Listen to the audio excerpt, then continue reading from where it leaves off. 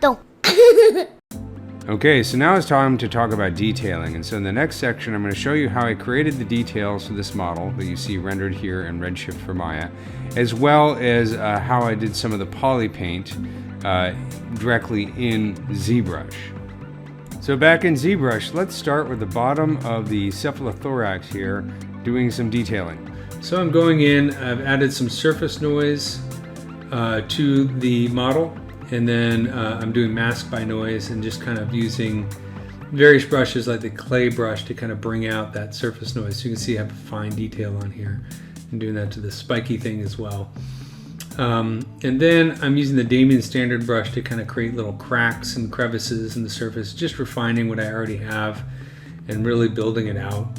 So the Damien or Dam standard brush is one that I use a lot to do this. Now I've switched the Dam standard brush so that it's using drag rect as opposed to the smooth stroke. And I've also switched it to Z add as opposed to Z sub. I know that might not make sense if you're not a ZBrush user, but that's the process that I'm using, and I'm using that to kind of create these crab pimples. So I'm dragging out these little spiky bits using the Damien standard brush. I call them crab pimples because you see this kind of detail a lot on crabs and crustaceans and lobsters and stuff, but I'm using it on an arachnid. And it's one of these details that gives this particular organism a lot of its personality, because a lot of hairs will come out of these little spiky bits. So you can see I'm just kind of refining that detail, creating the crab pimples, and really looking at my reference images to figure out, what is the personality of these types of details? When do they follow in rows along the contours? When are they kind of random? When are their size varied? And where are they more concentrated or less concentrated? And just following that as best as I can. I'm not doing a literal, one spiky for each spiky on my reference images, because that's a good way to go insane. But I'm basically trying to match the character of it as much as possible, especially around the mouth here. Now, the mouth is tough because there's not a lot of great reference imagery on it, and there's a lot of hair in there. So I'm just kind of following it the best I can. I don't like to make stuff up if I can, so I'm just kind of using an educated guess. And now I'm painting the model. I do painting in successive colors, so I start with a lot of high contrast colors, and then I'll use the poly paint with lower opacity and lighter colors. And I'll also use the smooth brush. I'll turn off Z add for the smooth brush and turn on RGB, so it becomes kind of like a blur brush, so I can blend these colors together. And I also use a lot of masking. So I'll mask by cavity, or mask by surface noise, or mask by smoothness, just different types of masks, so that I can use the detail that I've already sculpted into the surface as a way to accentuate the poly paint. So all those little crab pimples that I created earlier, I want them to be dark in color, so I'll use masking to do that. Okay, so now I'm starting to detail the top of the cephalothorax. After all that technical stuff, I get to have the fun part, which is creating these nifty little details. So I'm using the Dam or Damien standard brush, also known as the Dam standard brush, D-A-M. And I'm going in and just bringing out some of these cracks a little bit more. I'm also using the inflate and form soft brushes to kind of create sort of bulges and depressions. And also the Damien standard brush, I'll switch between Z add and Z sub. So in Z add mode, it's kind of pulling the surface out. And Z sub, it's kind of pushing it in, creating those little cracks. So you can see the detailing right here. And you'll see in a moment, the other thing I like to do is I'll use the surface noise feature found in the toolbox to create a procedural noise, which I'll then bake into the surface. And these are all options that you can find in the surface noise area of the tool palette. So what I'll do is after creating a certain amount of sculptural detail using Damien standard brush, form soft, and all that kind of stuff, I'll apply the surface noise, and then I'll use the clay polish button in the toolbox, which does an overall kind of polish on the surface. But what it does is it leaves a very fine detailed mask behind after you apply the clay polish. And I'll invert that mask and hide it. And then what I'll do is I'll use like some of the sculpting brushes, whether it's inflate or clay, to kind of pull out that fine detail left over from that mask. And it creates a very organic kind of look, especially when you smooth it. So it's a lot of description here, but you can see the process in just a moment. So I'm pulling out some of these spikes here and just refining the surface, looking at reference, of course. Yeah, I'm also thinking about what is this surface made of. This surface is made of chitin, and chitin is a product, it's like an excreted like polysaccharide. And so here you can see I'm starting to create that fine detail from that noise, surface noise, and I've masked it after doing the clay polish, and now I'm just bringing it out to create that kind of look, that worn chitin look. Like chitin is, you can think of it kind of similar to like your fingernail, but I want to create that sort of wear and tear and sort of the idea that this is an organic created material. It's a product of cell biology. And you know, I'm getting that quality at the same time I'm working on a gray surface. There's no color on it yet. So you have to be careful. It can tend to look like leather if you're not too careful about it. So it takes a little back and forth to kind of get that look that I'm looking for. And then I'm using the Damien Standard brush, the Dam Standard brush again.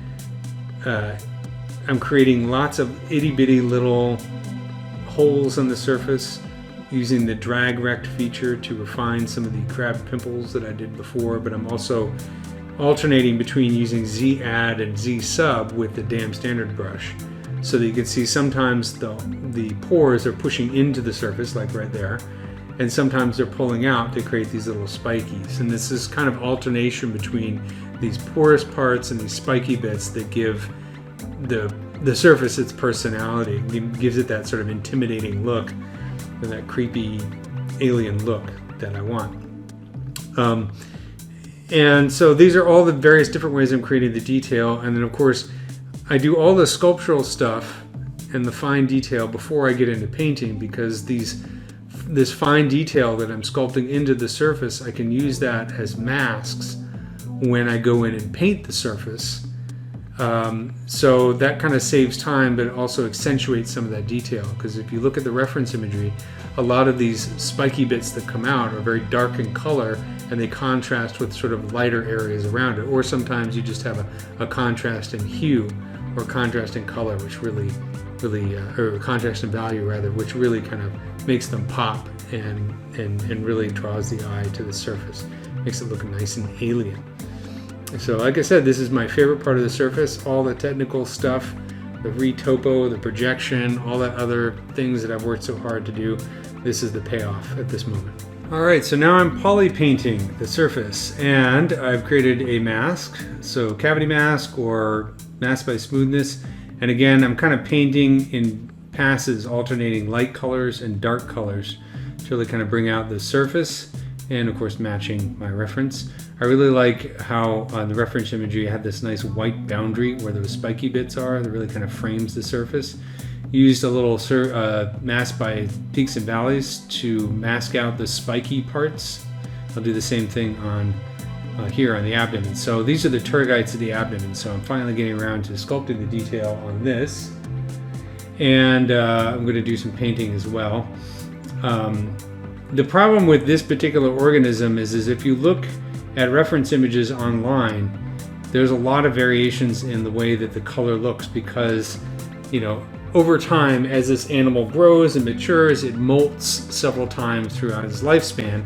And in that process, you know, the discarded, the older version tends to get darker in color and more worn.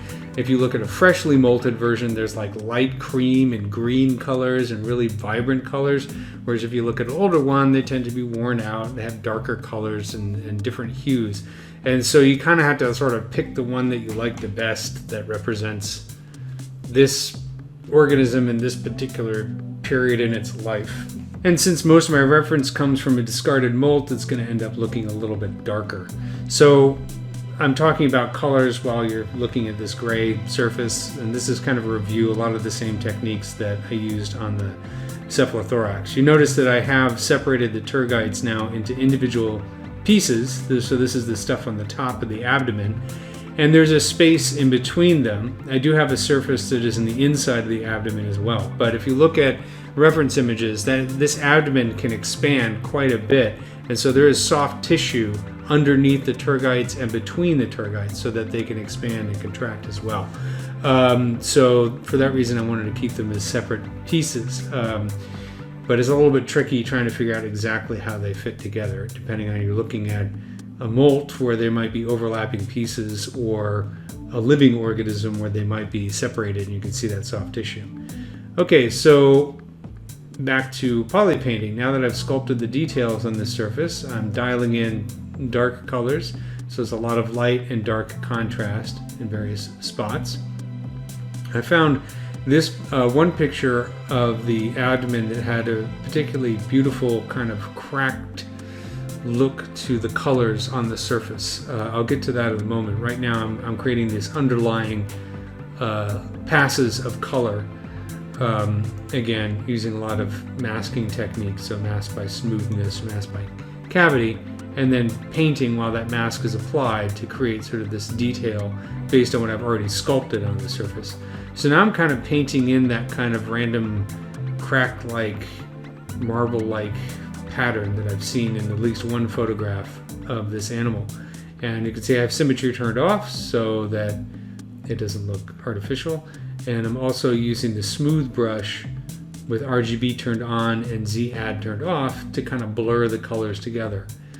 So there's a lot of, again, I'll paint in these as dark lines, these little cracks in the surface as dark lines, and then I'll go over it again with a very low opacity light color to kind of blend it in and kind of tie all these various colors together so it looks a little bit more natural. But I always love this part of the project because this is when the animal starts to come alive and looks less like polygons. So there I am, just painting a nice light color on top of everything with low opacity. Switching over to the chelicerae here. These are the big fangy things you see in the front of the model that look very scary. They generally have the fangs which allow it to capture its prey and, chew it all up. So I'm detailing these with the Damien standard brush and just putting a little bit of detail on there, some surface noise, and then you can see I'm going to throw some poly paint on there really quickly, make them nice and dark and menacing. And these are the appendages that hold the chelicerae. And so doing some more detailing, again, Damien standard brush, clay polish brush, using some surface noise and some other techniques. Once I have that on there, I'll fill it with a color and I'll start poly painting, bringing out some of the details. And now, of course, these are the sections of the pedipalps, which are the long arms that come out in front. And as you can see, I'm poly painting these and I'm taking advantage of all the detail that I sculpted into the model. And just like I've done before with the other parts, using a lot of masking here, different types of masks that you find in the masking subpalette to create, well, basically masks, and they help me isolate those little spiky parts. And you can see I'm kind of coloring them with a dark color, which I think is always cool. You see this a lot on various invertebrates, a big contrast in color, sometimes in hue between those parts that stick out.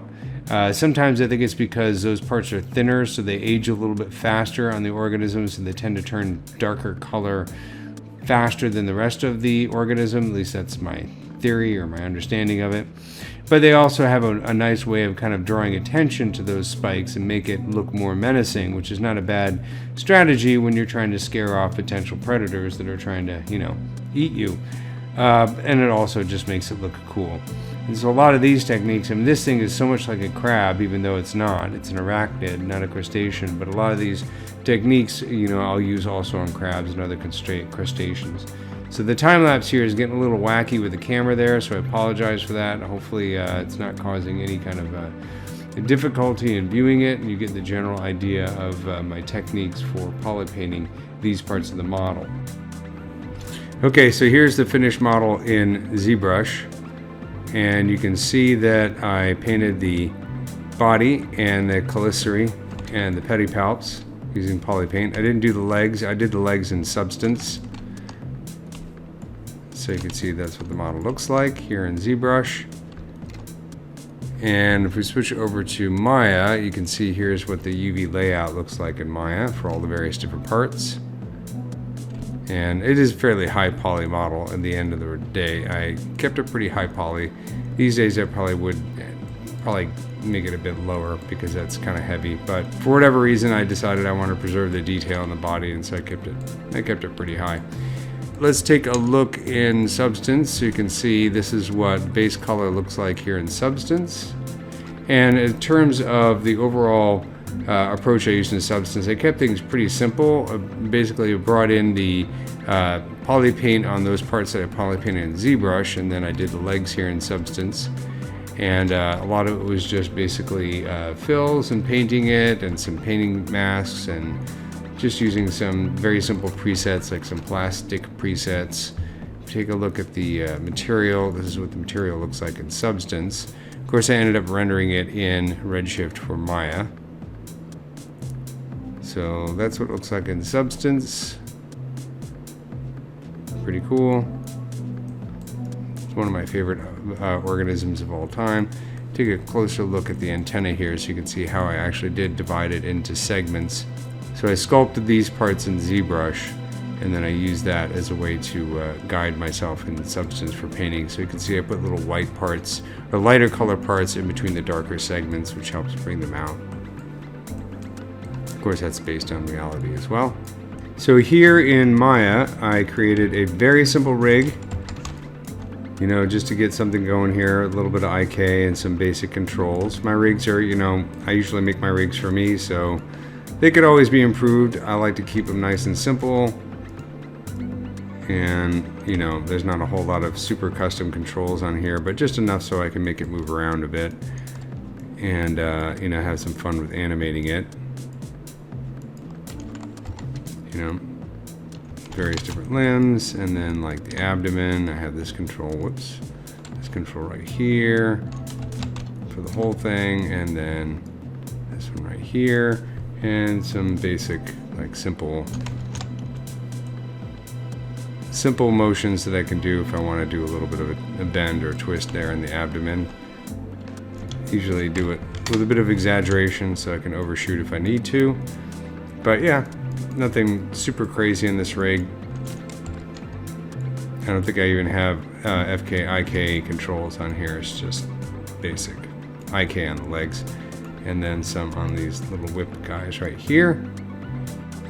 For the renders that you saw at the beginning of the video, I brought in my rigged version of the Amblypygid, the Whipscorpion. I got some Megascans assets, just some basic tree bark. And, you know, I created some fairly straightforward Redshift shaders based on the Substance textures that I created. So let's see if we can graph this out here. You know, it's got displacement on it, and then most of the textures are doing a lot of the work here. The material itself is not super complicated. Pretty straightforward stuff in terms of the overall shading. And then I'm lighting the scene using a dome light and just a couple physical lights. And I do have some Yeti fur, just very subtle on the like the abdomen and the other parts of the model. You can kind of barely see it, but it's there. There you go, in the red you can see the Yeti fur. So that's a basic setup for my Amblypygid. Hope you enjoyed checking out the video. And of course, don't forget to like and subscribe to Blupatone. Also hit the notifications bell so you see every time I post a new video. I'll be talking a lot more about my CG projects, and of course, there will always be lots of bugs to talk about. And I'd like to finish out this video with a goofy animation that I made a few years ago, promo for Halloween, where I have my Amblypygid, my Whipscorpions, carving the Entomology animated logo into a pumpkin, and one of them's eating a candy corn. So I'm going to close out this video with just a replay of that goofy video I did just for fun for Halloween.